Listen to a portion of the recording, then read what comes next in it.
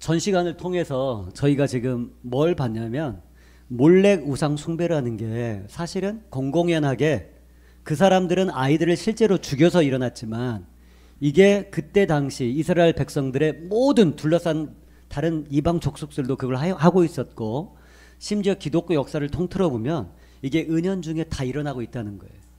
네, 이해되셨죠? 네, 그게 이제 몰렉 우상 숭배에 대한 제가 그 내용을 선택한 이유고요. 이제는 좀 희망적인 얘기를 좀 하겠습니다. 지난 시간에 그것이 가슴 아픈 우리의 잘못과 죄를 보는 시간이었다면 이 시간이 이제 좀 더 희망을 바라보는 시간이 됐으면 좋겠습니다. 자, 그러면 아까 말씀드렸는데 아브라함이 왜 이렇게 축복을 받았다? 그 비밀은 바로 아브라함의 가정교육이 있다는 것입니다. 아브라함이 창세기 22장에 이삭을 죽이려고 했던 것은요, 교육이었어요. 가정교육이었습니다. 그리고 그 후로 오늘까지 유대인이 유대인 되게 한 거는요, 바로 창세기 22장에서 출발한 거예요. 아브라함의 가정교육이 먹힌 거예요. 놀라운 사람이죠. 한번 생각을 해보십시오. 내가 지금 내 자식에게 뭘 물려주는데 그게 끊이지 않고 4,000년을 흘러갈 수 있다. 이 믿어지십니까?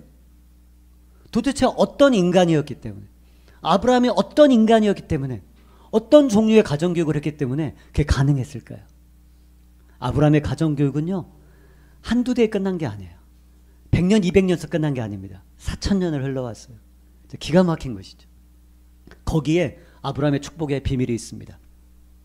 그러면 이제 이 단원을, 이 과를 들어가기 전에 한두 가지 또 질문으로 시작합니다.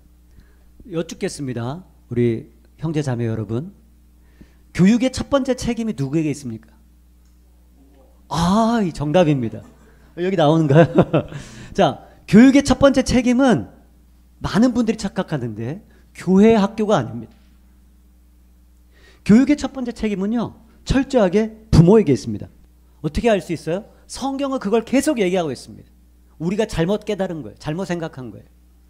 두 번째, 그러면 교회의 역할은 무엇입니까? 부모를 훈련하는 거예요. 교회의 역할은요, 부모를 훈련시켜주는 거예요. 그래서 부모가 자녀의 신앙을 훈련할 수 있도록 교회는 철저하게 부모를 훈련시키는 것이 돼야 됩니다. 그런데 이게 20세기 저희 그동안에 있던 모든 신학의 맹점, 모든 신학이 실수한 것이죠. 왜냐하면 이거를요, 부각시키지 않았습니다. 이거를 수백 년 동안 교회가 침묵했습니다.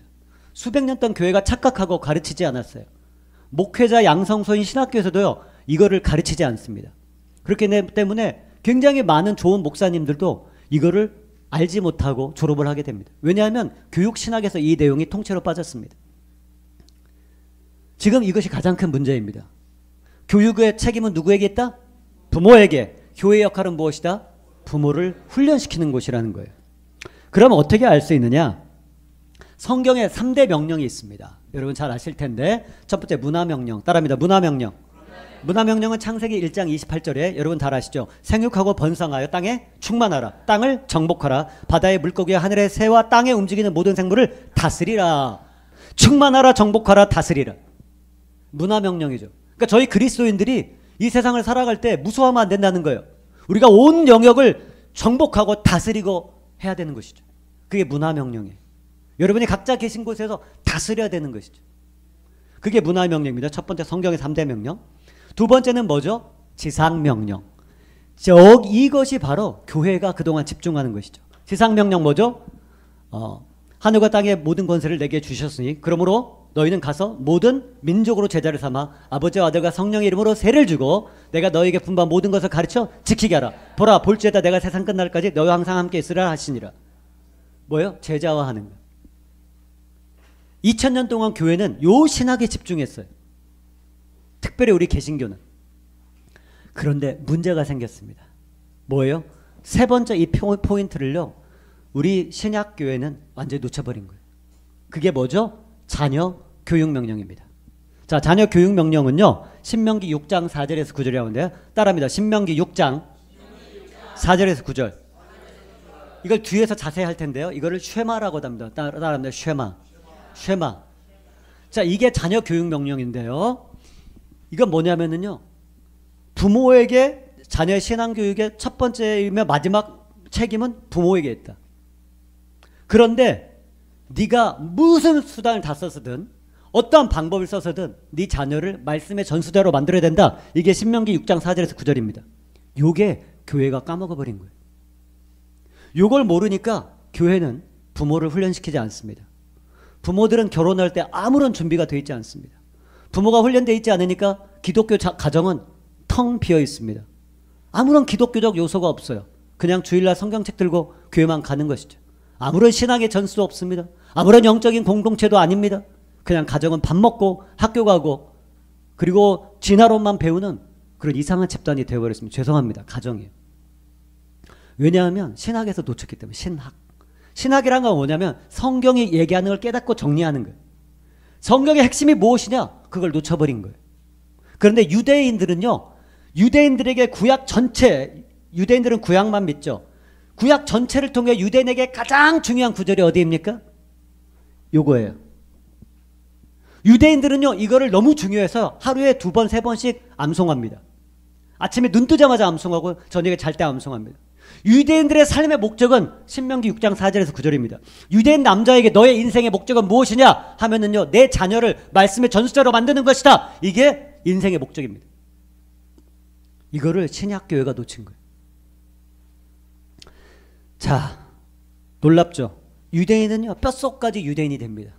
이슬람 교도는요. 뼛속까지 이슬람 교도가 돼요. 누구를 통해서? 부모를 통해서. 부모를 통해서. 자, 그래서 이제 신학 가정 아브라함의 가정교육의 비밀 3가지를 얘기할 텐데 첫 번째 정리합니다. 자, 첫 번째는 뭐냐면요. 여기 읽겠습니다. 시작. 자녀의 신앙교육의 첫 번째 책임은 부모에게. 아까도 얘기했습니다. 정말 그러냐? 정말 성경이 그렇게 얘기하느냐? 한번 보겠습니다. 창세기 18장 19절 한 목소리로 읽습니다. 시작.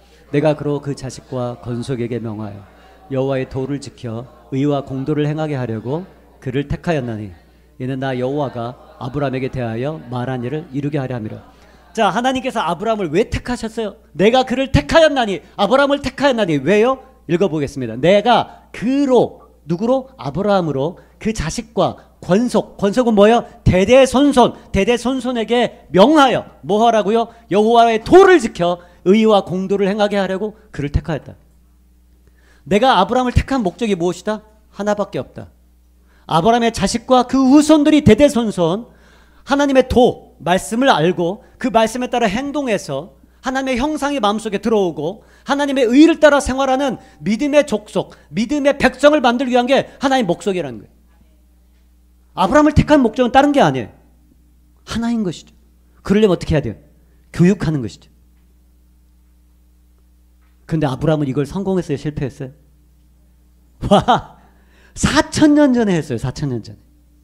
그런데 그 교육이 지금까지 내려오고 있습니다. 유대인은요. 미쳤습니다. 제가 미국에 있을 때 유대인을 많이 봤거든요. 제가 차를 몰고 가면 교회 스코키라는 교회가 있는데 거길 지나가면은요. 어휴, 유대인 미쳤어요. 그냥 유대인은 멀리서 봐도 유대인입니다. 그냥 다른 사람하고 섞이지가 않아요. 유대인은요. 지금도 이렇게 흰 모자, 검정색 양복 딱 입고요. 멀리서 100m에서 봐도 유대인이에요. 아빠들은 그렇게 딱 갑니다. 그럼 딸들은요. 무릎이 아니라 발목까지 오는 긴 검정색 치마를 입고요. 딸들은 그렇게 따라가요. 유대인 가족은요. 100m든 200m든 딱 보면 유대인 가족이에요. 놀랍습니다. 세계 어디를 가나요? 그걸 부끄러워하지도 않고요. 두려워하지도 않아요. 그 사람들은 내가 선민이라는 거예요. 나는 하나님이 특별히 선택하신 민족이야. 나는 하나님 앞에 특별한 사람이야. 그 의식이 있는 것이 선민의식. 자, 아브라함을 택한 유일한 목적은요. 바로 교육시키는 것 때문이에요. 그로 하여금 가르쳐가지고 여기 보면 명하여 가르쳐서 이게 명하라는 말이 가르치라는 말이에요. 여호와의 도를 지켜 의와 공도를 행하게 하려고 아브라함을 택하였다. 그러니까 어떤 일이냐면요. 이게 놀라운 겁니다. 한번 정리해 보겠습니다. 보세요. 아브라함을 택하신 목적이 뭐예요? 이스라엘 백성의 목적이죠. 그럼 그건 목적이 뭐예요? 재창조, 새로운 백성을 만드는 것이죠. 그 목적은 뭐예요? 우리 신앙의 목적이죠. 그 신앙의 목적은 뭐예요? 삶의 목적이죠. 삶의 목적이 뭐예요? 우리 가정의 목적이죠. 가정의 목적이 뭐예요? 부모의 목적입니다. 그리고 그 부모의 목적이 뭐예요? 교육의 목적이라는. 내가 내 새끼를 내 자녀를 말씀의 전수자로 만들지 않으면 나의 의무를 완전히 놓치는 거예요. 밥 먹이고 학교 보내고 교회 간단히 보내는 정도가 아니라는 거예요. 이 젊은 친구 혹시 대학생이십니까? 예, 오늘 희망이 있기를 바랍니다. 당신이 이 젊은이가 가정을 세울 때 그 가정이 학교가 되기를 바랍니다. 자녀가 학생이 되기를 바랍니다. 반석에 세워져서 영원히 축복받는 가정이 되기를 바랍니다. 어떻게 해요, 여러분? 가정은요, 하나의 목적밖에 없어요. 내 새끼를 말씀을 가르쳐서 말씀의 전수자가 되게 하는 거예요. 이것은 추상적인 게 아닙니다. 구체적인 거예요. 삶의 전 영역에서 나타나야 돼요. 왜 밥을 먹어야 되는지, 왜 학교를 가야 되는지, 왜 지식을 배우는지, 왜 직장을 가지는지, 왜 결혼을 하는지, 목적은 하나라는 거예요. 하나님을 섬기고 사랑하는 것. 그것 때문에 가정이 존재하고 그것 때문에 자녀를 낳는 거예요. 하나라는 거예요. 아브라함을 택하신 목적은요, 사실 교육 목적인 거예요. 교육 목적 한 가지. 그러면 이렇게만 우리가 알 수 있느냐? 아니에요. 더 나아가서 이사야서 43장 21절 여러분 혹시 들으셨을지 모르겠는데 이사야서 43장 21절은요 하나님의 인간을 지으신 목적이에요. 읽겠습니다. 시작. 이 백성은 내가 나를 위하여 지었나니 나를 찬송하게 하라며라. 자, 하나님의 인간 창조의 목적이 뭐예요? 찬송하게 하려. 예배 받으시려고. 그게 뭔데요? 야, 내가 너를 사랑 때문에 지었는데 사랑하는 사이가 되자. 너 생명도 없고 아무것도 아닌 우상한테 절하지 말고 내가 너를 만들었는데 나하고 함께 가자. 우리 사랑하는 사이가 되자. 그것이 바로 예배예요. 하나님이 우리를 지으신 목적은 예배 받기 위해서. 그러니까 우리 자녀가 예배를 하지 못하면 그거는 창조의 목적을 무시하는 거예요. 하나님이 우리를 선민 삼으신 목적을 잊어버리는 거예요. 가정의 목적은 하나밖에 없습니다. 교육의 목적, 예배의 목적인 것이죠. 그러니까 가족은 예배가 항상 넘쳐야 돼요. 주일날도 예배하고 평일날도 예배하고 모이면 예배하고 행복해도 예배하고 힘들어도 예배하고 가정 예배가 있어야 돼요. 혹시 가정 예배 잃어버리신 분들 다 회복하시기 바랍니다. 자, 그러면 아까 쉐마가 뭐냐? 성경의 3대 명령인데 하나는 문화창조, 두 번째는 지상명령, 세 번째는 교육명령인데 그 교육명령이 신명기 6장 4절에서 9절이 나옵니다. 제가 암송하겠습니다. 제가 저기를 안 보고 암송하겠습니다. 들어라 이스라엘아, 우리 하나님은 오직 유일한 여호와이시니 너는 마음을 다하고 뜻을 다하고 힘을 다하여 내 하나님 여호와를 사랑하라. 오늘 내가 내게 주는 이 계명을 내 마음에 새기고 너는 내 자녀를 부지런히 가르칠 것이며 집에 앉았을 때든지 길을 갈 때든지 누워있을 때든지 일어날 때든지 이 말씀을 강론할 것이며 너는 또 그것을 내 손목에 메어 기호를 삼으며 내 미간에 붙여 표를 삼고 또 내 집 문설주와 내 바깥문에 기록할지니라. 아멘. 여러분, 쉐마, 이거를 쉐마라고 하는데 따라하겠습니다.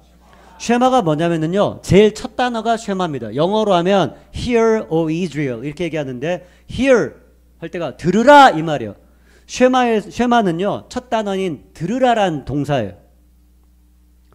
그러면 이게 얼마나 중요하냐면요 이스라엘 백성은요 이 쉐마 말씀밖에 없어요. 인생 전체가 쉐마입니다. 인생의 목적이 쉐마이고 삶에 나타나는 모든 문화적인 것들이 다 쉐마입니다. 가정도 쉐마를 통해 돌아가요. 교육도 쉐마가 중심이에요. 그게 뭐예요? 여기 명령이 나오죠. 이 쉐마는 뭐냐면요 여기 보겠습니다. 들으라 이스라엘아, 우리 하나님 여호와는 오직 유일한 여호와시니. 왜요? 하나님 유일하시니 너는 마음을 다하고 뜻을 다하고 힘을 다하여 내 하나님 여호와를 사랑하라. 어떻게 해요? 네가 할 수 있는 한 모든 지정의를 다해서 하나님을 사랑하라는 거. 그리고 오늘 내가 명하는 이 말씀을 너는 마음에 새기고. 이게 무슨 얘기예요? 야, 네가 먼저 말씀 전수자가 돼야 돼. 야, 네가 말씀이 없는데 네가 어떻게 자식을 가르쳐? 여기 젊은이들 이제 하나님 말씀 먹는 것이 세상에 제일 중요하대요. 여러분 말씀을 빈약하면요 자녀를 가르칠 수 없어요. 오늘부터 여기 앉아 계신 모든 분들은요 우리가 함께 회개하고 말씀을 먹어야 돼요. 내가 말씀의 전문가가 돼야 돼요. 말씀을 읽고 공부하고 암송해야 돼요. 저렇게 암송하고 먹고 외우고 우리가 할 수 있는 모든 노력을 다 하셔야 돼요. 내가 말씀 전수자가 먼저 돼야 돼요. 그리고 나서 어떻게 해야 돼요? 자녀에게 가르치는데 어떻게 가르쳐요? 미쳤어요. 내가 부지런히 가르치는데 자녀에게 부지런히 가르치며 집에 앉았을 때든지 길을 갈 때든지 실제로 그렇습니다. 길을 갈 때에도 누워 있을 때든지 일어날 때든지 이 말씀을 강론할 것입니다. 때와 장소를 가리지 말고 모든 시간 안에 하나님 말씀을 가르치라는 거예요. 그리고 또 그 어떻게 해요? 너는 또 그것을 손목에 메어 기호를 삼으며 진짜 그 사람들 손에 맵니다. 테플린이라는 박스를요 손에도 메고 이마에도 메요. 그리고 내 미간에 붙여 표를 삼고 미간에 테플린 박스를 붙입니다. 그리고 내 집 문설주와 바깥문에 기록할지니라. 문설문에 붙이는 걸 매주자라 그래요. 매주자로 붙입니다. 쉐마의 첫 글자 쉬라고 하는 그 글자를 딱 붙여요. 그것만 딱 보면 쉐마예요. 들어갈 때 나갈 때 이 쉐마에 손을 댑니다. 문설주에 대는 이유는요. 들어갈 때 나갈 때마다 쉐마에 손을 얹고 거기에 입을 맞춥니다. 왜요? 나의 인생의 목적은 하나님 말씀이에요. 나는 하나님 말씀에 순종해. 이 상징이에요. 그리고 바깥문에 기록할지니라. 쉐마의 쉐자가 딱 그려져 있으면 뭐야? 이거 유대인 집이구나. 유대인 집을 광고하는 거예요. 우리는 하나님을 믿는 가정이야. 세상에 선포하는 거예요. 그렇게 살라는 거예요. 이게 진짜 교육이죠. 주일날 띡 교회 1시간 갔다 오면 끝이 아니라 나의 존재의 모든 시간이, 나의 모든 관심이, 나의 열정이, 나의 모든 노력이 하나님 말씀을 가르치는 데 들어가는 거예요. 이거 안 하면 죽는다는 걸 아는 것입니다. 자, 그러면 쉐마 교육을 좀 더 들어가 보면 쉐마 교육은 아까 얘기했죠. 구약의 지상명령이다. 자녀 교육명령은요. 선택이 아닙니다. 구약 전체가 이거를 요약했다고 할 수 있는 거예요. 유대인은 이거밖에 없습니다. 유대인에게 구약은요. 쉐마밖에 없습니다. 명심하셔야 돼요. 선택적인 게 아닙니다. 교회도 이게 선택적인 게 아닙니다. 이건 반드시 해야 되는 하나님의 명령인 것이죠. 그럼 구약의 지상명령이다. 이건 제가 만들어낸 단어는 아니고요. 현용수 교수라고 쉐마 교육을 오래 연구한 분이 사용한 표현입니다. 그럼 우리 교회가 놓친 게 뭐냐? 수직적 지상명령과 수평적 지상명령이 있는데 교회는 지상명령 마태복음 28장 18절에서 20절 전 세계나 복음을 정하는 건요. 수평적 지상명령입니다. 내가 주변 사람들에게 나이가 똑같은 성인들에게 복음을 전하는 것이죠. 그것 보고 수평적 지상명령이라고 그래요. 그러면 쉐마는 뭐냐? 수직적 지상명령입니다. 왜요? 전 세대인 내가 내 밑에 오는 다음 세대 밑에 있는 아이들에게 복음을 전해서 제자를 삼는 것이죠. 그래서 수직적 지상명령이라고 해요. 그러니까 자녀를 제자로 삼는 것은요. 선택의 문제가 아닙니다. 이거는 반드시 해야 되는 거예요. 부모로서. 하지 않으면 자기의 가장 큰 의무를 소홀히 하는 것이죠.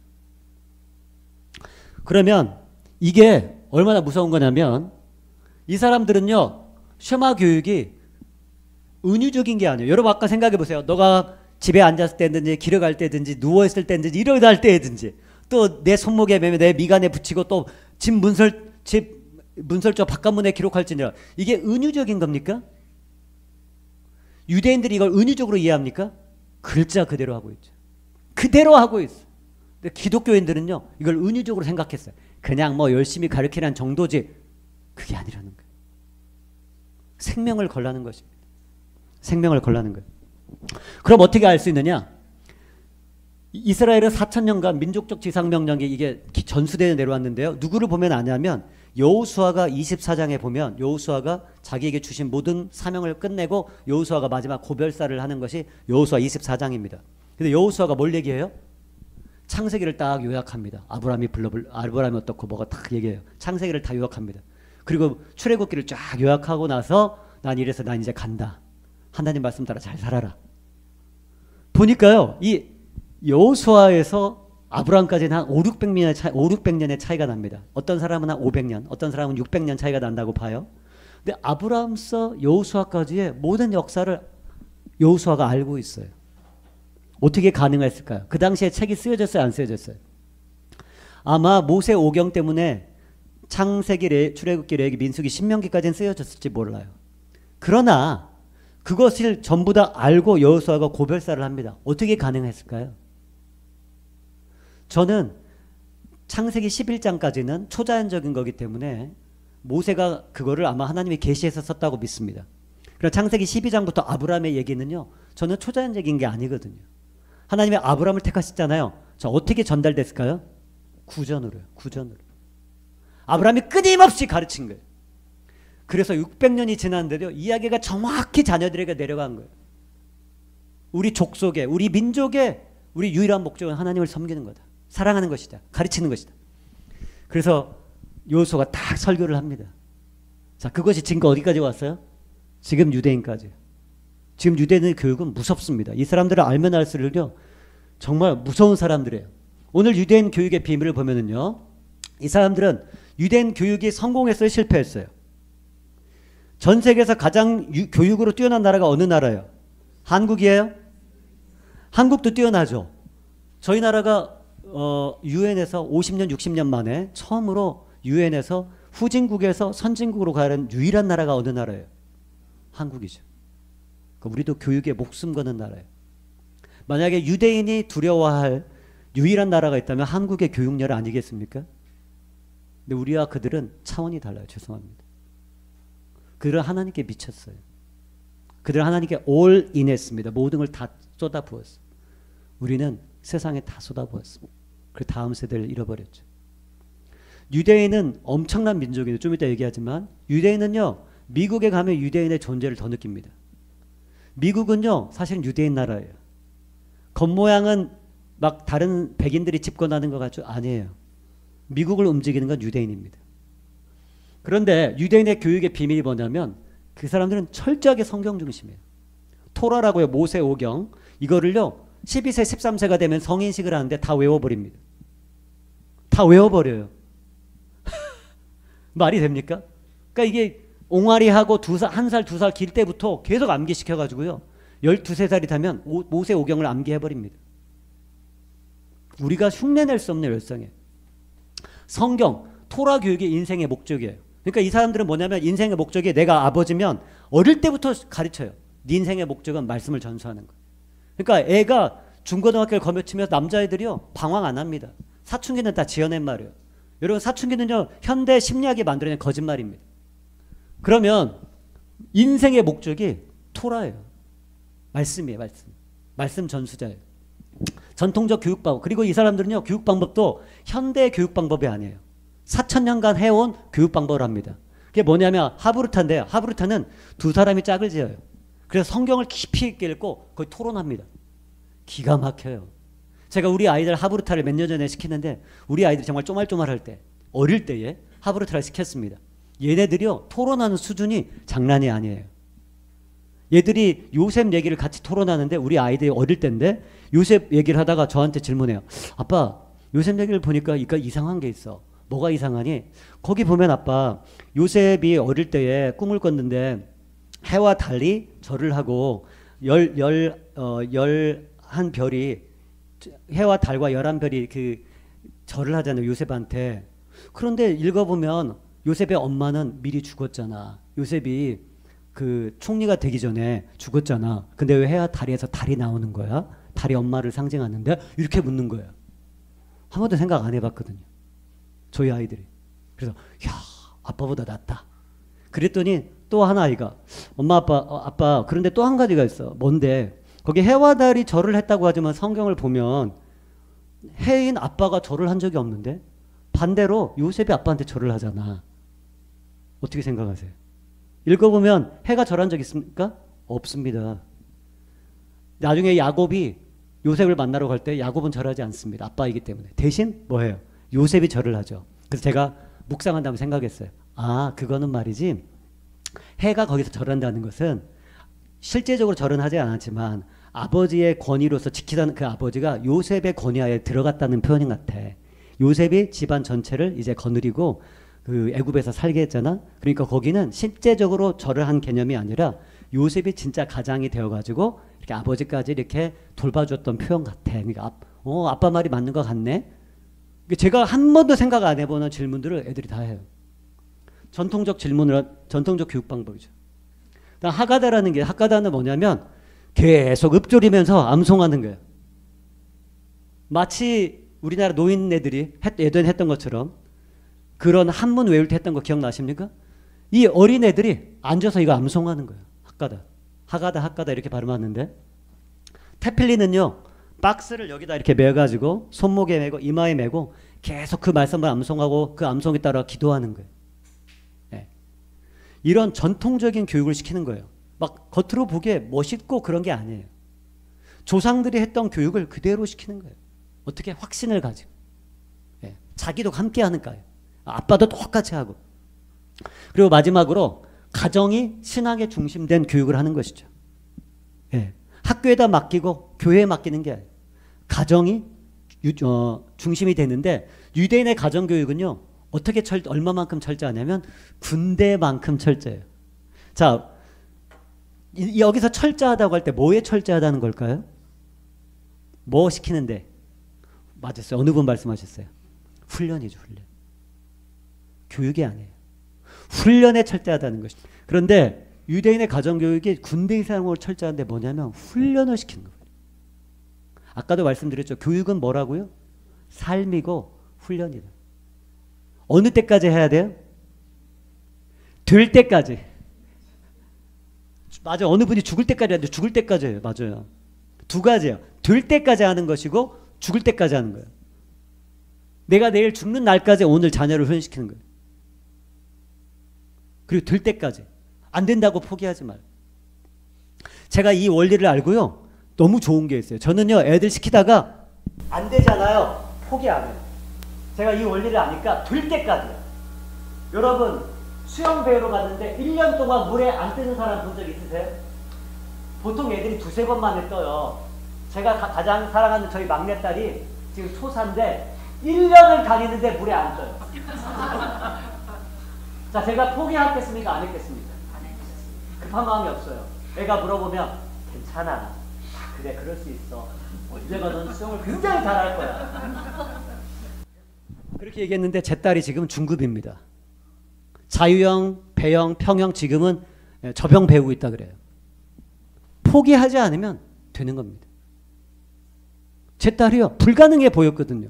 1년을 보내도요. 물에 못 떠요. 와, 속으로는 답답하죠. 근데 포기하지 않는 거예요. 제가 하나 깨달았죠. 아빠는 절대 포기하지 않아. 아빠니까 절대 포기하지 않아. 너에게 좋은 거를 줄 때까지 아빠는 절대 포기하지 않아. 저희 애들은 알아요. 제가 절대로 포기하지 않으니까 저희 애들은 웬만큼 아파가지고는 빠지지도 않아. 그래서 저한테 얘기해. 오늘은 2명 와서 3명 와서 처음에 등록할 때는 20명인데 안 와요 애들이. 근데 저희 애들은 빠지는 법이 없어. 1년 내내. 시작하면 가야 돼. 훈련이니까. 훈련이니까. 자, 그 다음에 유대인 교육의 비밀은 이런 거고요. 또 뭐가 있냐면 유대인의 교육의 중심 중에 뭐가 있냐면 안식일을 지키는 거예요. 안식일. 안식일을 지키는 건요. 가정생활의 시간, 가정생활과 시간의 중심이에요. 여러분 보세요. 저 그림 보면 어떤 그림이 나옵니까? 유대인들의 안식일을 서로 집에서 지키는 건데 어디 멋진 곳에 온 것 같죠? 무서운 사람입니다. 이 사람들은요. 금요일이 되면요. 금요일 오전에 일을 다 끝마쳐요. 왜냐하면 안식일 때문에. 빨리 서둘러 집에 와가지고 엄마는 온 집안을 다 뒤집어 놔고 깨끗이 청소하고요. 자기 집에서 가장 좋은 걸 옷을 입고 음식을 맛있게 준비하면 절기 음식을 성경에 맞춰서. 그래서 자녀들과 함께 이렇게 예배를 드리는 것입니다. 이게 안식일이에요. 무서운 사람들입니다. 그래서 뭐라고 얘기하냐면요. 유대인이 안식일을 지켰다기보다 안식일이 유대인을 지켰다. 무슨 얘기예요? 안식일 준수가 얼마나 중요하냐면 주일 성수가 얼마나 준수하냐면 그 사람의 삶의 그 뭐죠? 자아상 너의 자아가 뭐냐? 이걸 결정한다는 거예요. 그만큼 주일 성수는 중요한 것입니다. 그래서 주님께 말씀하셨죠. 출애굽기 31장 13절 너는 이스라엘 자손에게 말하여 이르기를 너희는 나의 안식일 안식일을 지키라. 이것이 나와 너희 사이에 너희 대대의 표징이니 나는 너희를 거룩하게 하는 여호와인 줄 너희가 알게 하느라. 자, 이스라엘 백성이가 어떻게 알 수 있어요? 안식일 지키는지 안 지키는지. 그만큼 중요한 거. 주일 예배 빠지는 거 쉬운 거 아니에요. 그건 목숨 거는 겁니다. 왜냐하면 한 번 주일 예배 빠지면요. 귀신이 딱 들어옵니다. 죄송합니다.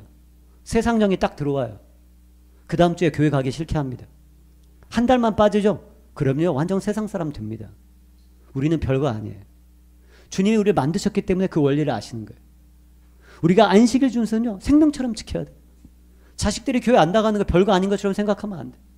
한 번 안 나가면 무서운 것입니다. 그 다음에 유대인이 또 하는 것 중에 하나가 성년식을 하는데요. 바 미츠바라고 해요. 따라합니다. 바 미츠바. 바라고 하는 건 아들이고요. 미츠바는 건 율법이에요. 율법의 아들이라는 뜻이죠. 성년식은 유대인들은요. 아들은 만으로 13세, 딸은 만으로 12세 합니다. 그때 뭘 하냐면요. 토라 전수식을 해요. 토라 전수식. 저 지금 이 아이가 12세, 13세인데 저 커다란 통을 받은 게 토라를 저렇게 간직합니다. 굉장히 비싸요. 저 토라를 전수하는데 이때까지만 애는 뭐를 하느냐? 남자애는 13살, 여자애는 12살인데 구약 5권 토라를 다 암송해버립니다. 아까 말씀드렸죠. 암송하고 이날은 특별한 날이에요. 온 친척을 부르고 온 동네 사람 다 불러요. 그래서 이 토라 전수식을 하는데 여기다가 얘기하는 거죠. 누구누구는 자기 이름 집어넣어서 누구누구는 아브라함부터 120세대, 121세대 동안 여호와의 말씀이 대를 이어 전수받았음을 선포하노라. 딱 얘기하는 거예요. 내가 이 말씀 받은 것은 아브라함부터 나까지 말씀이 전수되었다. 이걸 아이가 인정하는 거예요. 입술로. 그러니까 아까 제가 말씀드렸죠. 인생의 목적이 뭐다? 말씀 전수하는 거. 가정의 목적이 무엇이다? 말씀 전수하는 거. 교육의 목적이 무엇이다? 말씀 전수하는 거. 부모의 목적이 무엇이다? 말씀 전수하는 거라니까요. 진짜예요, 진짜. 그래서 이날 어떻게 하냐면 랍비가 저거를 지성소에서 꺼냅니다. 토라를. 그러고 나서 이 토라를 친할머니, 친할아버지, 외할머니, 외할아버지 4명에게 먼저 줘요. 그럼 할머니, 할아버지가 이거를 엄마, 아빠에게 줍니다. 그럼 엄마, 아빠가 아이에게, 성인식을 하는 아이에게 전달합니다. 무슨 얘기예요? 말씀이 대를 이어서 전수됐다는 걸 보여주는 것이죠. 자, 그러면 여러분, 저는요 이거를 너무 늦게 알았어요. 제가 이거를 안 것이 한 2년 정도 전에 이거를 알고요. 성인식을 알고 나서 이거를 실습했습니다. 우리 아이에게. 그래서 저희 아들이 13세가 되기 전까지 그 아이가 13세 되기 한 2달 전인가 이걸 알았어요. 우리 아이가 성경 전체를 외울 수 있었을까요? 불가능하죠.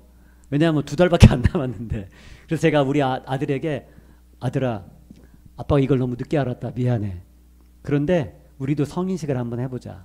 그래서 네가 아빠가 생각하기에 크리스찬으로 살아가는데 제일 중요한 게 마태복음 5장, 6장, 7장 3개의 장 산상수훈을 정말 마음속에 다 외우고 살아가면 범죄하지 않을 것 같아. 그러면 정말 하나님 뜻대로 살 것 같아. 그래서 아들아, 아빠 소원이 있는데 네가 마태복음 5, 6, 7장을 2달 안에 외울 수 있겠니? 또 해보겠대요. 그래서 제 아들이 마태복음 5장, 6장, 7장을 학교 다니는데 그때는 대안학교 다녔죠. 그러면 다 외웠어요. 그래서 걔의 생일 13살들이 되는 생일날 우리가 그거를 전부 다 시연을 해요. 가족들 전체가 있는 앞에서 우리 아들이 그걸 전부 다 암송했습니다. 제가 박수하고 축복기도 하고 그렇게 했죠. 여러분, 아이들에게 말씀 전수에는 우리 인생에 다른 목적이 없습니다. 자, 그 다음에 아까도 나왔지만 한 번 더 얘기합니다. 오늘날의 유대인의 교육은요, 쉐마 교육인데 이 사람들은요, 왜 쉐마 교육을 그렇게 강조하냐면 이스라엘 공동체의 영적인 이론으로 키운다는 거예요. 쉐마를 강조한 이유는요, 신명기 6장 4절에서 9절, 말씀 전수자로 만드는 것, 그게 쉐마예요. 자, 쉐마를 한마디로 말하면 뭐다? 말씀 전수자로 양육하는 것. 그게 이스라엘 민족의 목적인데 그게 뭐냐면 영적인 이론으로 키운다는 거예요. 여러분, 자녀를 뭐로 키워야 돼요? 교회 공동체의 영적인 이론으로 키워야 돼. 내 아이는 교회가 돼야 돼. 내 아이가 자체가 교회가 돼야 돼. 영적인 공동체 이론이 돼야 돼. 그게 우리의 목적이 돼야 된다는 것이죠. 그 다음에 쉐마가 아까 얘기했죠. 들으라 이스라엘아, 우리 하나님 여호와는 오직 유일한 여호와이시니 너는 마음을 다하고 뜻을 다하고 힘을 다하여 내 하나님 여호와를 사랑하라. 이게 무슨 말이에요? 이게 무슨 말이에요? 내 존재에 얼마만큼 하나님을 소유하고 있는가, 사랑하고 있는가. 내 존재가 이만큼 있는데 하나님이 얼마나 차지하고 있니? 이걸 묻는 게 쉐마 교육이에요. 나의 존재가 이만큼 있는데 그 중에 몇 퍼센트만이 하나님으로 채워져 있는, 이게 쉐마 교육이라는 거예요. 예. 그 다음에 내 손목에 매어 내 미간에 붙여 테필린인데요. 저 남자 보이시죠? 위에 건장한 청년 있죠? 근데 이마에 경문이라고 하는데 테필린 박스가 이마에 있고요. 그 다음 팔에다가 이 줄을 감았는데요. 이게 뭐냐면은 어떤 사람은 왼쪽에다 감는데 심장에 있으니까 이 말씀이 나의 심장에 연결되어 있다는 신호예요. 어떤 사람은 오른손에 감기도 물론 하는데요. 그래서 말씀이 내 이마에 있고 말씀이 내 심장에 있다는 거예요. 그게 테필린이고요. 내 집 문설주와 바깥문의 기록. 그래서 매주자라고요. 저기 글자 이렇게 써있는 게 그 하나만 써있는데 알파벳. 그게 뭐냐면 쉐마의 첫 글자 발음입니다. 그 쉐마를 뜻해요. 아까 말씀드린 것처럼 들어갈 때 한번 만지고 손에다가 입 맞추고 나갈 때 한번 만지고 손에 입 맞춥니다. 말씀으로 내가 계속 나를 기억하게 하는 거예요. 마지막으로 술단 저고리라고 이 바지에 달린 게 뭐냐면 613개의 구술하고 엮은 그런 걸 합치면 613개가 됐는데 그거는 성경에 나오는 구약 성경에 나오는 613개의 율법이 항상 나와 함께 다닌다. 나는 율법을 준수하는 자이다. 라를 상징하는 것이죠. 유대인은 무서운 사람들입니다. 이걸 공적인 자리에도 다 저걸 붙이고 다니는 청년들이. 자, 그러면 여러분 잘 아시겠지만 그럼 유대인을 하나님이 얼만큼 축복하셨느냐. 자, 유대인이 얼마나 무서운 존재들이냐면 전 세계 인구에서 유대인의 비율은 0.2%입니다. 유대인이 전 세계에 있는 유대인 합치면 한 1,500만 명 됐는데요. 그 사람들이 0.2%인데 노벨상 수상자의 비율은 22%입니다. 자, 자기들이 차지하는 인구 비율의 몇 퍼센트요? 딱 100배입니다. 100배. 110배. 1당 100이란 말이 인데 나오죠. 인구 비율로는 0.2%인데 노벨상이 22%면요. 자기 인구의 110%를 해내는 거예요. 이해되세요? 110%가 아니죠. 이게 뭐라고 해야 돼? 예, 110배죠. 110배. 110배. 어마어마한 거죠. 그 다음 미국 인구에서 유대인의 비율은 2%인데 미국을 누가 움직이느냐? 유대인이 움직입니다. 미국 변호사의 20%가 유대인이고요. 미국의 재벌 중에 23%가 유대인입니다. 미국 대학 교수의 25%에서 35% 정도가 유대인입니다. 자, 단일 민족 가운데 유대인만큼 리더십의 자리에 있는 민족이 있다 없다? 없습니다. 아무리 다른 백인들이 많고 다른 민족들이 많아도요. 유대인만한 영향력을 가지는 민족은 미국 안에 없습니다. 그렇기 때문에 유대인이 무서운 거예요. 자, 왜 이렇게 됐어요? 쉐마 교육 때문에. 물론 그들이 예수님을 모르고 성경을 절반만 알고 있음에도 불구하고 불완전하지만 그런 불완전한 말씀을 가지고도 이런 효과가 나오는 거예요. 그러니 우리가 신구약을 다 아는 우리가 유대인처럼 가르치면 얼마나 놀라운 일을 이룰 수 있겠습니까? 포인트는 거기에 있죠. 불완전한 구약만 가지고도 이런 놀라운 일을 하는데 우리가 하물며 성경 전체를 가지고 신구약을 아는 우리가 우리 자녀를 말씀으로 양육하면 놀라운 일을 하나님께서 하시지 않겠습니까?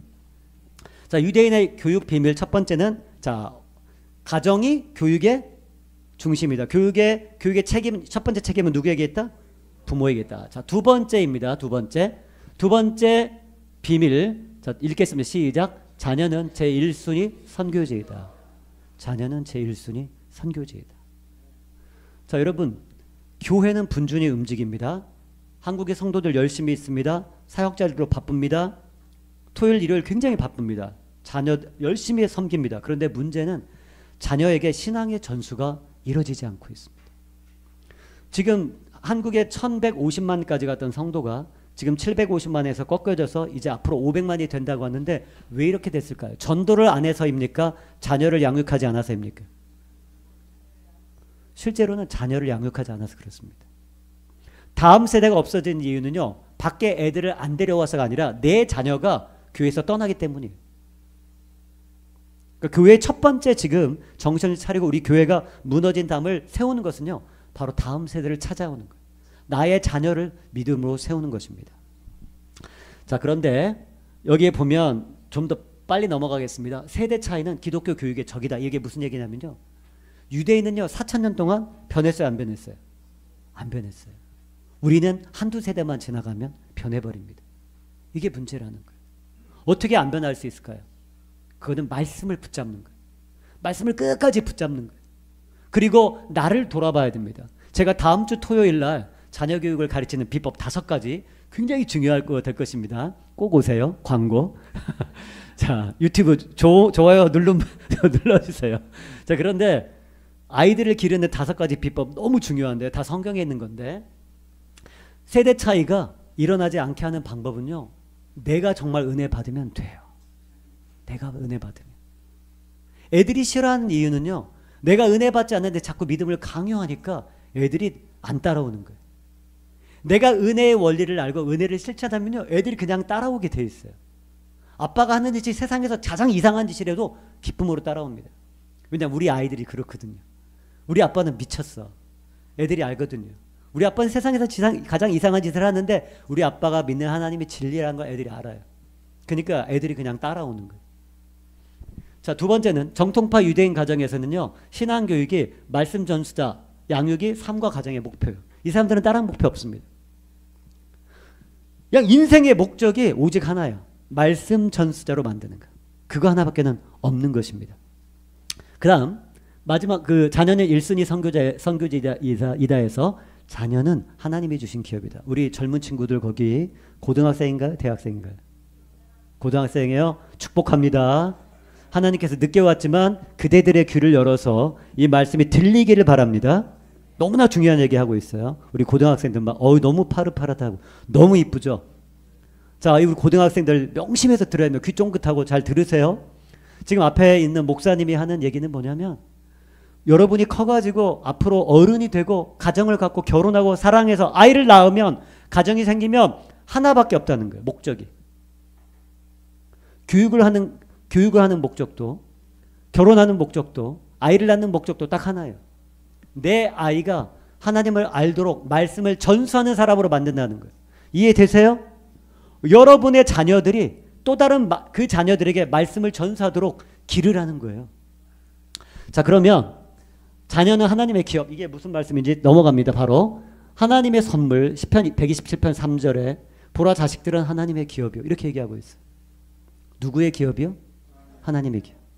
자식들이 내 거라고요? 아니라는 거예요. 자식들이 누구 거예요? 하나님의 기업이라는 거예요. 손대지 말라. 야, 자식은 내 게 아니야. 하나님의 것이니까 하나님께 드려야 돼. 뭐예요? 자녀는 부모에게 할당된 하나님의 재산인 것이죠. 자, 저기 뒤에 있는 우리 소중한 우리 다음 세대들이 우리 거예요? 하나님의 것이라는 거예요. 하나님의 것이라는 거예요. 그리고 자녀는 하나님의 유업 상속자라는 거예요. 무슨 얘기입니까? 자, 우리들이 전부 다 이 교회를 언젠가 떠나게 돼요. 이 교회를 누가 지켜야 됩니까? 우리 자녀들이 지키는 거예요. 하나님 나라를 누가 이어받아요? 우리 자녀들이 이어받는 거예요. 저 뒤에 있는 우리 청년들이 이제 하나님 나라를 이어받는 거예요. 우리는 곧 이 땅을 떠나게 될 것입니다. 그러니까 하나님의 것이라는 거죠. 자, 그 다음에 이번에 이제 세 번째 비밀, 마지막 비밀인데 학교는 반드시 완전한 신앙 전수를 하는 학교여야 한다. 자, 우리 학생들 전부 다 일반 학교 다니죠. 다 일반 학교 다니죠. 아까 말씀드렸죠. 훈련 어느 때까지 한다? 될 때까지. 훈련은 언제까지 한다? 죽을 때까지. 될 때까지 훈련시킨다. 그게 교육입니다. 유대인은 그렇게 해요. 그럼 유대인들은 학교를 보내는데 어디에 보내느냐? 이게 유대인 학교에서 하는 행동입니다. 이거 집이 아니에요. 교회가 아니에요. 유대인은요, 학교가 예시바 학교라는 게 있습니다. 따라합니다. 예시바 학교. 유대인은 전 세계 어디 가든지 처음에 뭐를 지어요? 회당을 짓습니다. 회당. 예배 공동체를 만들어요. 그리고 나서 유대인이 두 번째로 짓는 데가 있는데 그게 뭐냐면 회당 다음에 짓는 게 예시바 학교입니다. 따라합니다. 예시바. 이 예시바 학교는 뭐냐면은요, 이 사람들은 정말 무서운 사람들이에요. 여기서 가르치는 거는요, 4,000년 전에 가르친 걸 똑같이 가르칩니다. 여기서는 토라를 가르치고요, 탈무드, 미드라시, 유대법. 미드라시는 뭐냐면 어떻게 하면 성경을 해석하는가, 성경 해석법도 가르쳐요. 그리고 유대법을 가르치고요, 유대 언어를 가르칩니다.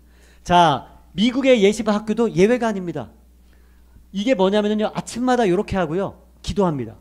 미국의 예시바 학교에 가면요, 하루에 1시간 동안, 매일 하루에 1시간 시작할 때 여기다 경문 붙이고 여기다 팔에다 경문 붙이고 하루에 1시간씩 같이 기도해요.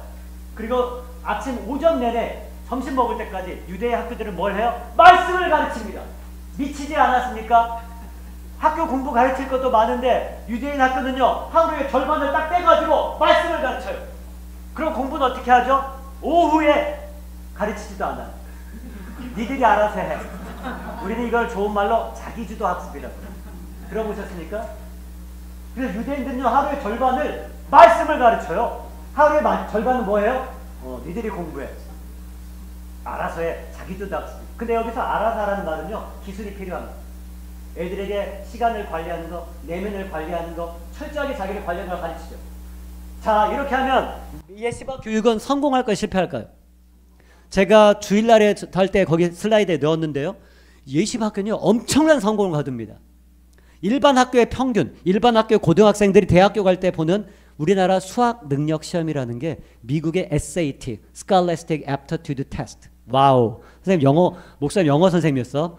Scholastic Aptitude Test. 오케이?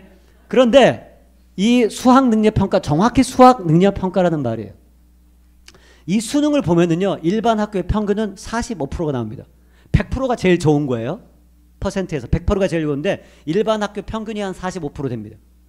그런데 사립 중고등학교 돈 많이 내고 부자들만 가는 사립 중고등학교는 몇 프로가 나오냐면 SAT가 75% 나옵니다.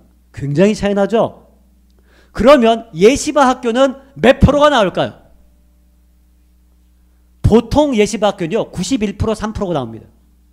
우리나라로 말하면요 웬만한 서울에 있는 좋은 대학들 갈 수 있는 성적입니다. 평균이 학교 평균이. 그리고 어떤 예시바 학교는요 평균이 97%입니다. 서울대 연고대 들 수 있는 그게 학교 평균이에요. 그냥 예시바 학교 하루의 절반은 말씀을 가르치고 하루의 절반은 세상 공부를 니들이 알아서 해야 하는데도요 그게 돼요. 그게 왜 가능할까요? 제가 고등학교 교사였잖아요. 제가 10년 동안 고등학교 교사였는데 공부는 얘들아 공부는 절대로 시간의 싸움이 아닙니다. 시간을 많이 투자한다고 공부를 잘하는 것은 아니에요. 과외를 한다고 공부를 잘하는 게 아니에요. 학원에 간다고 잘하는 게 아니에요. 공부는 내면이 잡혀야 되는 것입니다. 목표가 있어야 돼요. 목표가 있는 사람은 공부하지 말라고 해도 해요. 인생의 목적이 분명한 사람은요 공부를 하게 돼 있습니다. 시간 사용에 대해서 훈련이 돼 있으며 공부를 하게 돼 있어요. 마음을 쓰는 법을 배우게 돼 있으면 공부를 하게 돼 있어요. 집중력을 할 수 있는 사람은 집중력에 훈련된 사람은 집중이 되는 거예요. 학교에서 10시간 앉아있어도 공부 안 되는 애 많습니다. 10시간 공부했는데 머릿속에 남은 것이 아무것도 없어요. 왜? 내면이 무너져 있으니까요. 그러나 내면이 붙잡혀 있고 내면이 완전히 만들어지면은요 짧은 시간을 공부해도 효과가 엄청납니다. 그것이 실제 교육입니다. 그게 유대인의 교육입니다. 유대인은 그래서 성공했습니다. 유대인은 왜 성공했어요? 그들이 철저하게 신앙을 전수하고 말씀을 전수하려고 하니까 이들은 성공했어요. 유대인은 두 군데다 성공했죠. 말씀에도 성공했고 세상적으로도 성공했어요. 그게 유대인의 가정교육입니다. 근데 우리나라는 어떻게 됐어요? 신앙 전수에 거의 실패했고 그러다 보니까 세상 공부도 별로입니다. 왜요? 영이 붙잡히지 않았기 때문에 영이 세워지지 않았기 때문에. 여기 우리 젊은 친구들 오늘 잘 듣고 여러분 평생 동안 여러분의 인생의 목적이 하나님 말씀을 전수하는 자, 내가 하나님 말씀을 전수한 자가 되고 나의 가정, 내 새끼들도 하나님 말씀을 전수한 자로 만드는 게 인생의 목적이다. 이걸 아는 것이 여러분의 큰 축복이 될 걸 믿습니다. 무슨 말을 하는지 잘 모르겠죠. 자, 그런데 한국 기독교 정체성이 문제입니다. 유대인들은 그렇게 무섭도록 자녀 교육을 시켰는데 우리나라는 어떻게 됐습니까? 우리나라에 497개, 여기 나왔네요. 497개의 기독교 대학 초중고등학교가 있습니다. 그 가운데 믿음을 전수를 제대로 한 학교는 거의 없습니다. 그래서 지금 저희 나라에 300여 개가 넘는 대안학교가 생겨난 것이죠.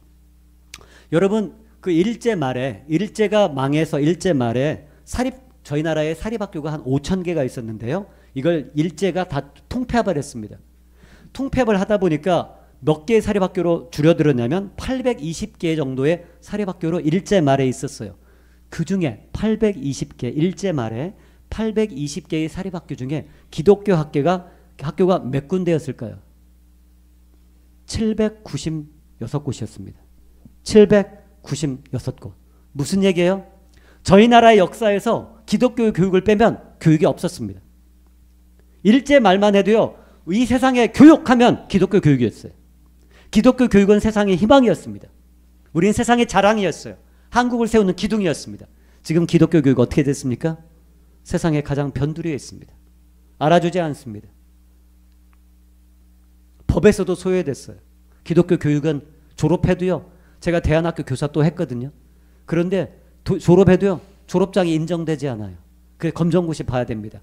국가로부터 어떠한 지원도 받지 못합니다. 왜 이렇게 됐어요? 우리가 기독교 교육을 너무나 소홀히 했기 때문에. 그것은 법의 문제가 아닙니다. 나라의 문제가 아닙니다. 바로 우리의 문제. 우리가 그 교육을 소홀히 했기 때문에. 자, 그럼 이제 결단의 시간을 갖는데 제가 정재홍 목사가 기독교 교육을 어떻게 가정에서 해왔는지 저의 가정의 얘기를 잠깐 드리고 나서 우리가 함께 결단하는 시간을 갖겠습니다. 저는요 2008년에 하나님이 미국 선교사로 부르셨어요. 2008년에. 그전에는 10년간 고등학교 교사로 일하고 있었습니다. 미국에 가가지고 선교사로 있는데 하나님께서 어느 날 재우가 너 공부하는 것을 너의 사역으로 생각할 수 있겠니? 너가 박사과정을 공부했으면 좋겠다. 저는 그때 막 셋째 아이가 태어나고요. 돈은 하나도 없어서 매달 살아갈 다음 달 월세를 어떻게 낼지를 몰랐어요. 다음 달 어떻게 월세를 낼지 모르고 5년 이상 살았어요. 근데 그 와중에 셋째 아이가 태어나가지고 애들 쪼물쪼물 4살짜리, 2살짜리, 빵살짜리 딱 태어났는데 이 아이들 데리고 교회를 개척하라고 하시는데 거기다 박사과정까지 하라고 하시는 거예요. 인간으로 갈 수 있는 길이 아니었어요. 근데 하나님 제게 주신 마음은 기독교 교육을 연구하는 거였어요. 그리고 제가 기독교 교육에 대해서 공부하면서 교육은 하나밖에 없구나. 그거는 하나님의 말씀을 내 아이들에게 전수하는 것이 인생의 목적이고 교육의 목적이에요. 진리가 하나인 것처럼 교육은 하나밖에 없어. 학교의 교육과 가정의 교육과 또 교회의 교육이 하나야 돼. 나뉘어지면 안 돼. 그걸 깨닫게 해주셨어요. 그리고 나서 제가 우리 아이들을 공립학교에서 뺐습니다. 저희 아이들이 처음에 미국에 갔을 때, 미국에 태어났는데 저희 아이들은 셋 다 미국에 태어났어요. 그래서 미국인이죠. 그런데 우리 아이들은 영어를 잘 못하는 미국인이에요. 신기하죠? 왜 그렇게 됐을까요? 우리 큰애만 좀 영어를 좀 하고 둘째, 셋째는 영어가 한국에서 태어났지만 영어를 열심히 하는 애들보다 어떻게 보면 못해요. 왜 그런 일이 벌어졌어요? 우리 큰애가 한 3살 됐을 때, 3학년 됐을 때, 우리 둘째가 1학년, 셋째가 한 5학년, 5살, 6살 됐을 때 미국 학교에서 빼냈어요. 제가 미국 학교를 가다 보니까 얘네들 공립학교에 보냈는데 저희 집 옆에 있는 플라스키라는 학교에 갔어요. 근데 이 학교에 딱 들어가면요, 정문 앞에 뭐가 있냐면 본관에 딱 들어갔는데 중앙에 동성애의 상징물이 쫙 놓여 있습니다. 그것도 애들이 다 만든 거예요. 아이들이 동성애 상징을 미술 시간에 만들어 갖고요, 딱 중앙 현관에 만들어 놨어요. 제 가슴이 미어지는 것 같았어요. 제가 결단해야 됐어요. 그리고 우리 아이들이 받는 교육을 들어보니까, 그리고 주변에 있는 도서관에도요, 중성 표시가 있습니다. 남성도 아니고 여성도 아닌 그 화장실 표시가 있어요. 미국 집 옆에 도서관 다 그렇습니다. 썩은 나라입니다. 뿌리까지 다 썩었습니다. 제가 그걸 보고 결단해야 됐어요. 우리 아이들이 저는 그때만 해도 한국으로 올지 몰랐어요. 우리 아이들이 비록 미국에 살고 영어를 집에서 쓰지 않는 한국인 부모 밑에 태어나서 애들이 영어를 못하지만, 그러나 얘네들을 계속 공립학교로 보낼 것인지 내가 집에서 말씀을 가르쳐야 될 것인지 결심해야 됐어요. 그래서 제가 우리 아이들을 공립학교에 빼버렸어요. 공립학교. 그게 엄청난 결단이었습니다. 저는 미국에서의 성공 포기한 거예요. 우리 아이들이 인정받는 거 포기한 거예요. 그리고 집에서 기독교 홈스쿨링을 시켰습니다. 제가 홈스쿨링 한 6개월 하다 보니까 제가 힘든 것도 있지만 이 아이들이 좀 더 세상을 접해야 되잖아요. 그래서 기독교 대안학교를 찾았어요. 그랬더니 미국에도 기독교 대안학교가 있는데 아주 작아요. 그런데 집 옆에 있는 대안학교에 보내기 시작했죠. 제가 제 생활비도 없는 그런 형편에 아이들 보내는 비용을 마련하려니까 너무 힘들었어요. 그리고 아이들을 대안학교를 6개월 동안 보냈는데 6개월 보내고 나는데 주님께서 이제 한국으로 들어가라 이렇게 말씀하셔가지고 우리 아이들 또 빼냈어요. 그래서 한국에 왔더니 한국 말을 아직 걔네들이 어떤 상태냐면 영어를 잘하는 것도 아닌데 한국말도 잘 못해요. 이런 상황이에요. 그래서 우리 아이들이 한국에 왔는데 어떤가 한번 보려고 초등학교에 제가 한 달 반간 보냈어요. 그랬더니 제 딸이 갔다 오더니 그래. 한 달 반 동안 다닐 때 아빠 오늘 학교에 갔더니 되게 신기해. 그때 우리 아이가 3학년인가 4학년인데 아빠 둘째 딸아이가요. 아빠 학교에 갔더니 막 선생님이 수업 시간에 진화론 얘기해. 그래서 내가 쉬는 시간에 친구들한테 진화론은 거짓말이고 이거 잘못됐다고 했더니 친구들이 나 막 이상하게 생각해. 그래서 제가 딸에게 얘기했어요. 얘야, 네가 아는 게 진짜 지식이야. 잘 말했다. 아빠 너 때문에 기뻐. 이렇게 얘기를 했거든요. 그리고 나서 한 달 반 만에 우리 아이들 또 빼냈어요. 그래서 집에서 또 홈스쿨링을 시켰어요. 그러다가 이제 2022년 7월부터 용인에 있는 기독교 학교에 우리 아이들을 보냈어요. 어떤 분 소개로 수업료 하나도 안 내도 되니까. 왜냐하면 제가 아이들을 대안학교에 보낼 수 있는 돈이 재정이 안 되니까 우리 아이들을 제가 대신 일주일에 한 번씩 가서 영어를 가르쳐줬어요. 조그마한 대안학교니까 제가 전교생을 영어를 가르쳐주고 하루 가가지고 전교생 처음엔 이틀 갔죠. 월요일하고 금요일 영어를 전교생을 가르쳐주고 영어 교사였으니까. 그리고 우리 아이들을 공짜로 그 대안학교에 다니게 했어요. 그때요 제가 저를 어떻게 생각했냐면 저는 독립군이었어요. 독립군처럼 살았어요. 기독교 교육 독립군. 왜냐하면요 우리 아이들을 월요일 날 아침에 데리고 가요. 거기는 기숙학교였는데 월요일 날 데려다 주면 금요일 날까지 애들이 거기 기숙학교예요. 그럼 월요일 날 학교에 애들을 딱 데려다 주면 애들을 빨리 데려다 줘야 돼요. 왜냐하면 너무 막히니까 교통 때문에 6시에 도착해서 집에 애들을 4시에 깨웁니다. 새벽 4시에. 5학년, 3학년, 1학년 애들을 막 깨워가지고 애들 막 잠 졸린 거를 전부 다 차에 태워가지고 독립군 차가 딱 출발합니다. 그리고 나면 내리죠. 애들 6시에 숙소에 들여보내요. 저는 해가 뜨면 그 학교에서 영어를 가르쳐야 돼요. 근데 제가 잘 곳은 없어요. 전 어떻게 했을까요? 차를요 산속에다 대고 차에서 벌벌 떨면서 몇 시간을 기다렸어요. 제가 생각했어요. 내가 왜 이렇게 살지? 내가 왜 이렇게 살아가고 있을까? 그리고요 우리 아이들 금요일 날 데리고 집에 올 때는요 하루 종일 영어를 가르쳐요. 정규상을. 파김치가 돼요. 너무 지쳐요. 근데 우리 애들 데리고 집에 올 때는요 너무 졸려가지고 너무 막히니까 너무 졸려요. 제 뺨을 치고 허벅지를 꼬집어도요 졸려서 사고가 날 것 같아요. 그것을 2년 반을 했습니다. 독립군으로. 그래서 우리 아이들은 미국에서 태어났지만 영어가 이상해요. 왜요? 제가 기회를 못 줬어요. 그리고 한국에 와서도 대안학교만 다녀서. 그리고 금년에는 아빠가 이제는 사역을 시작할 것 같아. 그래서 우리가 집에서 다시 홈스쿨링 하자. 다시 빼왔어요. 우리 아이들 3명 집에서 공부 홈스쿨링 합니다. 그럼 우리 아이들 지금 상태가 어떠냐? 우리 아이들이 이렇게 막 돌아다니고 제대로 뿌리 없는 애들처럼 돌아다니고 이렇게 지냈으니까 우리 아이들 상태가 어떨까요? 우리 아이들이 다니던 그 대안학교가 처음에는 20몇 명 다니는 조그만 학교였어요. 그런데 커가지고 10년이 지나니까 그 용인에서 동두천으로 이사를 갔는데 큰 건물을 짓고 지금은 학생이 100명 됩니다.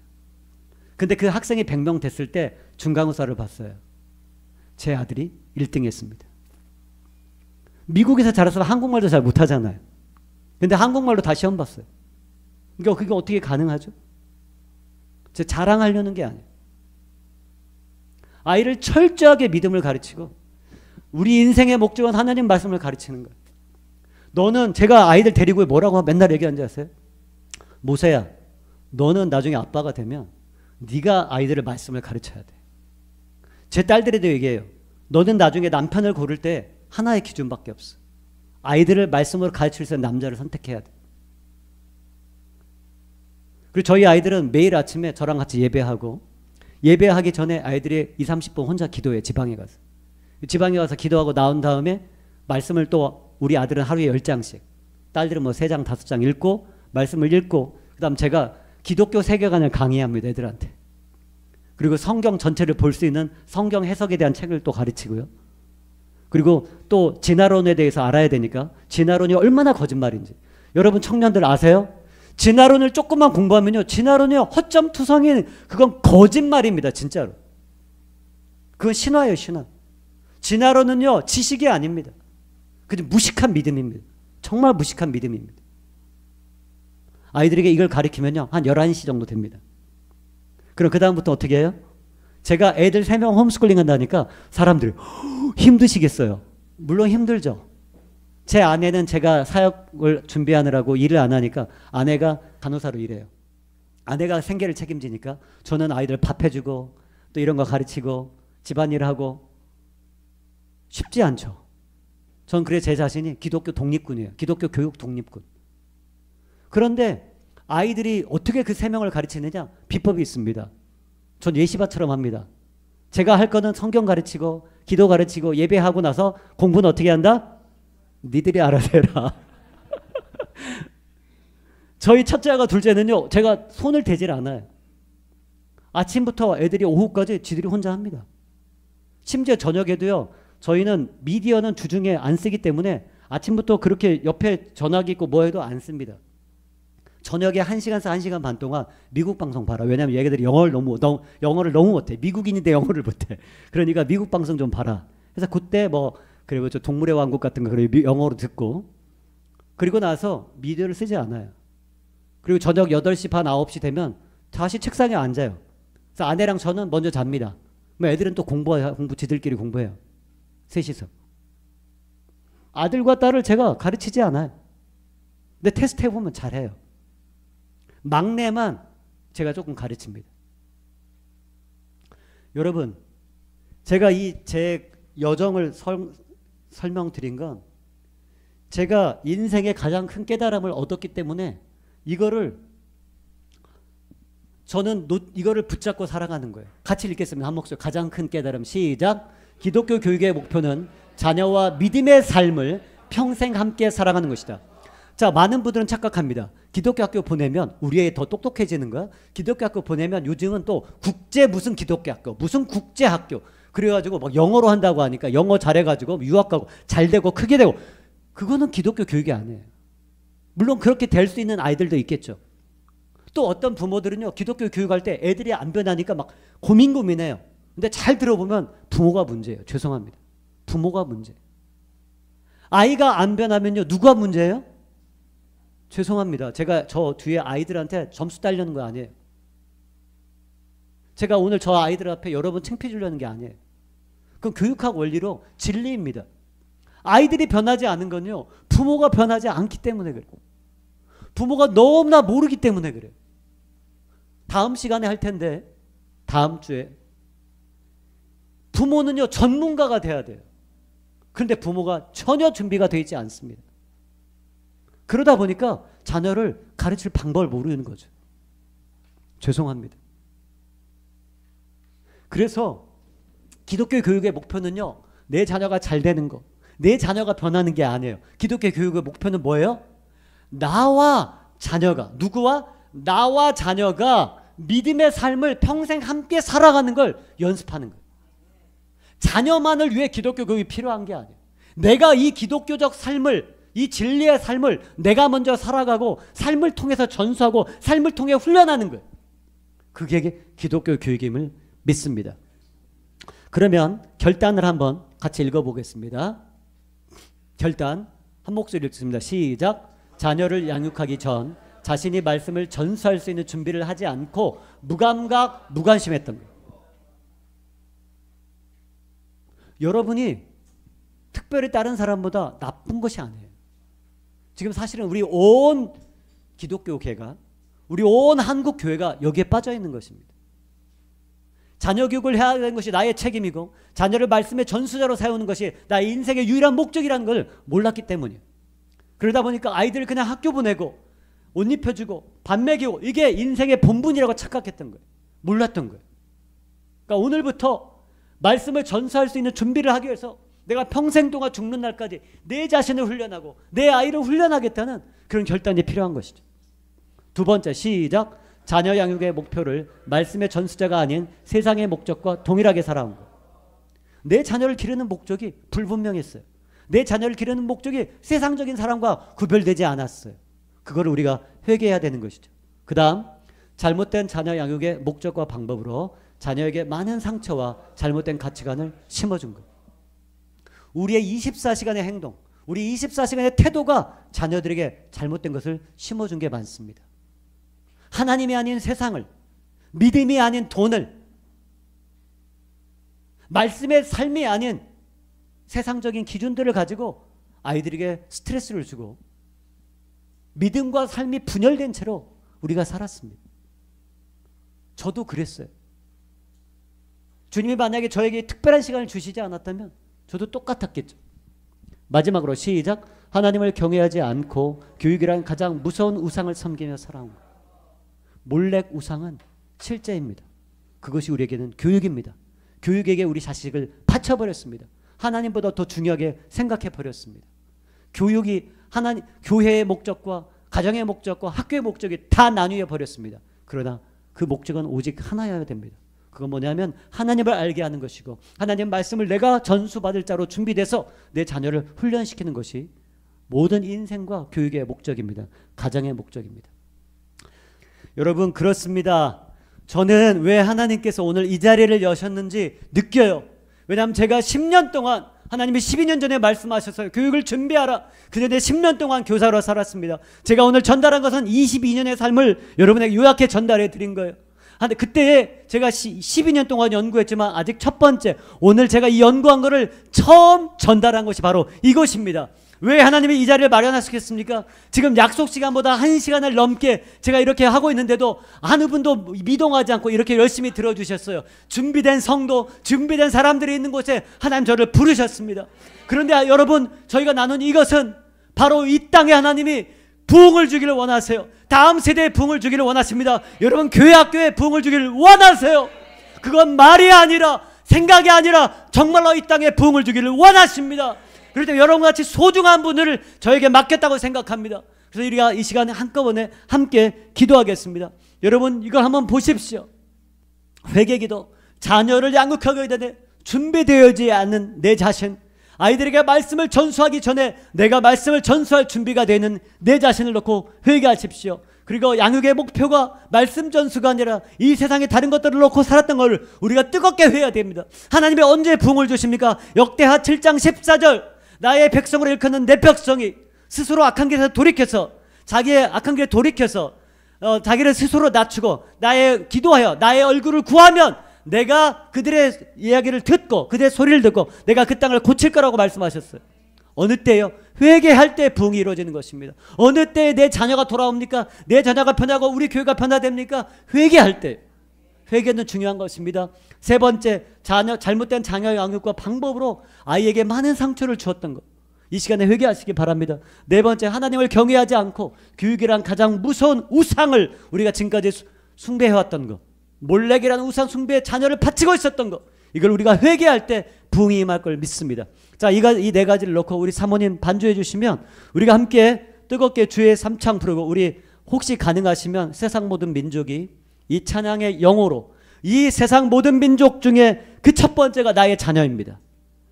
하나님을 아는 지식이 편만한 가정이 되고 교회가 되고 그리고 우리 한민족이 되고 한국교회가 될 수 있도록 이 회개의 기도 네 가지를 놓고 주여 3번 부르며 기도하겠습니다. 주여, 주여, 주여. 하나님, 우리를 불쌍히 여겨주시옵소서. 우리를 불쌍히 여겨주시옵소서. 이 시간에 우리의 눈을 열어주심을 감사합니다. 우리의 마음을 찢게 하여 주시옵소서. 우리의 생각 가운데 들어오시옵소서. 우리의 마음의 중심 가운데 들어오시옵소서. 우리 안에 움크리고 있는 모든 우상이 물러가게 하여 주시옵소서. 우리의 죄악을 용서하여 주시옵소서. 우리의 교만을 용서하여 주시옵소서. 우리의 잘못을 용서하여 주시옵소서. 우리가 달라지게 하여 주시옵소서. 우리의 인생의 목적이 달라지게 하여 주시옵소서. 우리의 생각이 달라지게 하여 주시옵소서. 우리가 자녀를 바라보는 눈이 달라질 수 있도록 도와주시옵소서. 나의 생각이, 나의 말이, 나의 아이를 기르는 목적이 달라지게 하여 주시옵소서. 나의 죄를 용서하여 주시옵소서. 나의 교만이 떠나가게 하여 주시옵소서. 하나님의 마음을 알지 못하였습니다. 가정을 세우신 목적을 알지 못하였습니다. 남편이 되고 아내가 되는 목적을 알지 못하였습니다. 하나님, 우리의 죄를 용서하여 주시옵소서. 우리의 죄를 깨끗게 하여 주시옵소서. 아버지, 나를 지으신 목적을 알게 하여 주시옵소서. 나이를 지으신 목적의 유일한 것이 말씀을 전수하는 자임을 알게 하여 주시옵소서. 아비로서 어미로서 잘못된 목적을 가지고 살았음을 회개합니다. 정결케 하여 주시옵소서. 깨끗게 하여 주시옵소서. 우리의 가정을 새롭게 하여 주시옵소서. 우리의 가정이 완전히 주의 것이 될 수 있도록 주님 도와주시옵소서. 우리 마음속에 품었던 모든 악하고 더럽고 하나님과 세상을 겸하여 섬겼던 몰렉 우상 숭배가 떠나가게 하여 주시옵소서. 우상이 떠나가게 하여 주시옵소서.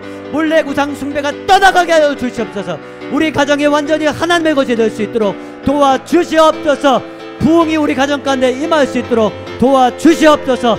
아버지 하나님, 자녀 양육의 방법을, 목적을 몰랐습니다. 우리의 자녀들의 마음을 아프게 하였습니다. 우리 자녀들의 마음을 괴롭게 하였습니다. 저들을 분노하게 하였습니다. 저들을 힘들게 하였습니다. 아버지, 우리가 지혜가 없었습니다. 우리가 방법을 알지 못하였습니다. 그러나 구하지 않았습니다. 찾지 않았습니다. 두드리지 않았습니다. 공부하지 않았습니다. 마음의 중심이 딴 곳에 가 있었습니다. 아버지, 우리를 불쌍히 여겨주시고 우리의 마음의 중심이 이제는 하나님을 알게 하시고 공부하게 하시고 찾아 나서게 하시고 문을 두드리게 하시고 어떻게 하면 우리 아이들을, 우리 교회 아이들을, 우리 다음 세대를 말씀으로 양육할 것인지 우리에게 보이게 하여 주시옵소서. 알게 하여 주시옵소서. 우리를 새 영이 되게 하시옵소서. 새롭게 하여 주시옵소서. 새 부대가 되게 하여 주시옵소서. 아버지 하나님, 하나님을 경외하지 않고 교육이라는 미명하에 몰래 우상 숭배를 하였던 우리의 과거를 회개합니다. 아버지, 이 무시무시한 우리 이 교육이라는 것에 우리의 자녀를 바쳤습니다. 그들의 피를 흘리게 했고 그들의 시간을, 그들의 생명을 몰래기라는 교육이라는 우상숭배에 바치게 하였습니다. 우리를 새롭게 하여 주시옵소서. 이제는 하나님만을 사랑하게 하여 주시옵소서. 우리 자녀들이 하나님을 사랑하게 하여 주시고 하나님의 사랑으로 생명 있는 교육, 미래가 있는 교육, 가정이 생명이 있고 가정이 그리스도가 있고 하나님의 나라가 임하는 그런 참 교육으로 돌아올 수 있도록 우리 모두를 바꾸어 주시옵소서. 우리를 변화시켜 주시옵소서. 회개하는 이 가운데 주의 영을 부어주시고 특별히 우리 젊은 영혼들에게 하나님의 교육의 비전을 허락하여 주시옵소서. 자, 우리 연이어서 가정과 교회와 다음 세대를 위한 기도를 하고 우리가 마칠 텐데요. 같이 읽겠습니다. 시작. 가정과 자녀 양육의 목적이 말씀 전수됨을 알고 온 가족이 협력하도록. 둘째, 자녀에게 신앙을 전수할 수 있도록 부모를 훈련할 수 있는 교회의 사역이 준비되고 시작되도록. 자, 교회는 어떤 역할을 해야 됩니까? 부모를 훈련해야 돼요. 근데 이러한 신학이 없었기 때문에 대부분의 목회자들이 이 부분을 모르고 있었습니다. 그건 그분들의 잘못이 아니라 시대의 비극입니다. 그렇기 때문에 여러분이 함께 기도해야 됩니다. 교회 안에 부모를 훈련시킬 수 있는 프로그램이 계속 생겨내도록. 예를 들면 우리 집사님은 242구절을 암송하고 있습니다. 집사님 그 놀라운 그 탤런트를 쓰셔서 부모를 훈련시켜야 됩니다. 그리고 그 부모들은 자녀들의 242구절을 여러분 여기 계신 나이 드신 이 멋진 흰머리를 가지신 이 집사님이 242구절을 한국말로도 영어로도 암송합니다. 영어로도. 여러분 그런 훈련 프로그램이 교회 안에 생겨야 됩니다.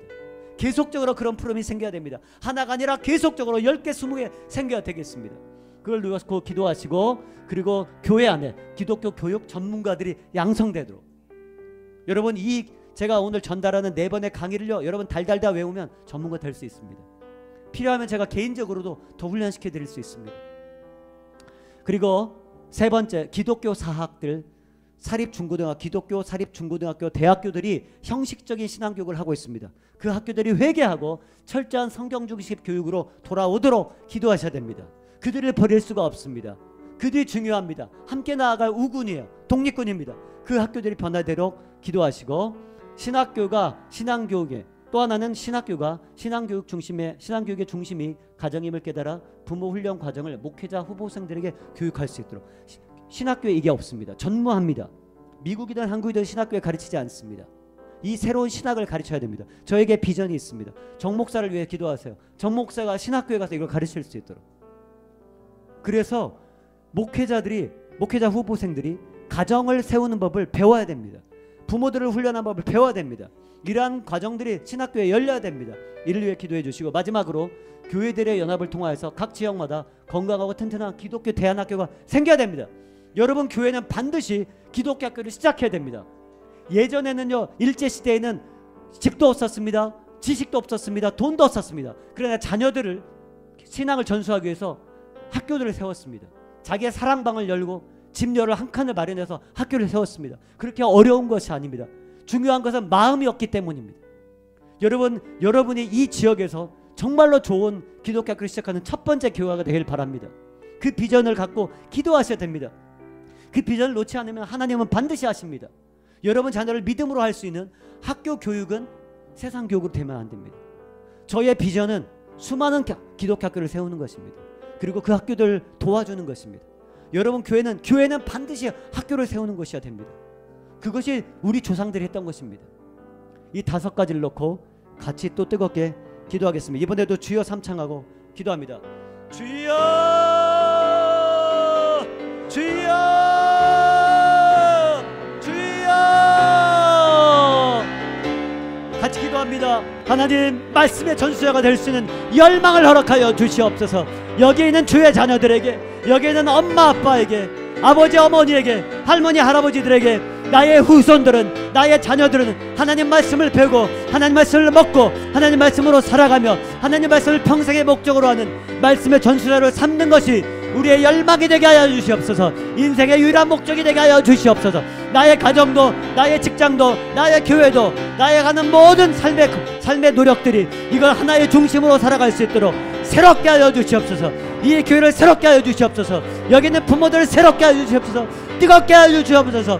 하나님의 전이 되게 하여 주시옵소서. 가정에 가서 이 일을 감당할 수 있도록 도와주시옵소서. 조용하게 그러나 뜨겁게 이 일을 시작할 수 있도록 도와주시옵소서. 아버지 하나님, 교회에 사역이 일어나기를 원합니다. 부모를 훈련할 수 있는 사역이 일어날 수 있도록 도와주시고, 사역자들이 생겨날 수 있도록 도와주시옵소서. 소망 있게 하여 주시옵소서. 비전이 생기게 하여 주시옵소서. 새로운 비전을 바라볼 수 있도록 도와주시고, 새로운 소망을 바라보고 내가 너가 서로를 가르치고 서로에게 배우며, 그래서 나의 가정이 너의 가정이 우리의 가정이 우리의 교회가 우리의 자녀들이 우리의 교회 학교가 변화되는 참다운 그런 교회 교육이 부모 교육이 일어날 수 있도록 이 산성교회를 축복하여 주시옵소서.